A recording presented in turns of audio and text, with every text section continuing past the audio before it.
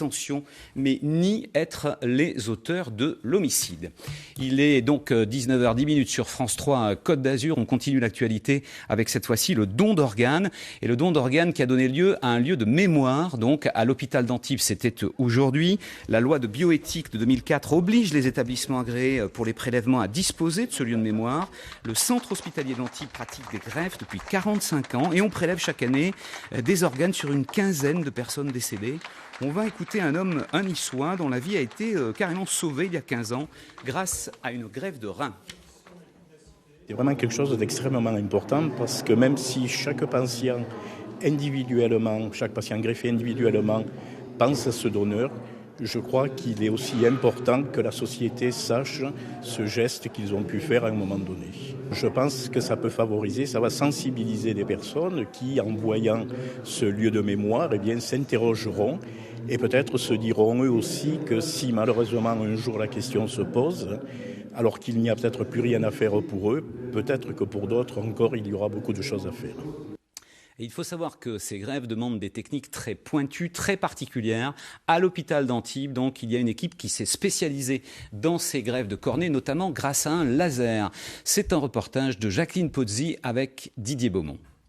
Ça fait combien de temps l'opération ? Le 11 juin. En tout cas, votre greffe, elle est très belle. Visite de contrôle pour cette patiente qui, il y a 4 mois seulement, souffrait d'une dégénérescence évolutive de la cornée, la partie vitrée de l'œil. Aujourd'hui, la lecture lui est encore difficile, mais l'amélioration est notable. De loin, j'y vois beaucoup mieux.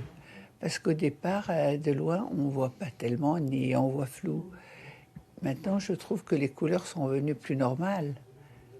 Et je vois mieux. L'opération s'est déroulée en quelques minutes. Une greffe sans traitement immunosuppresseur, puisque la cornée n'est pas en contact avec le sang.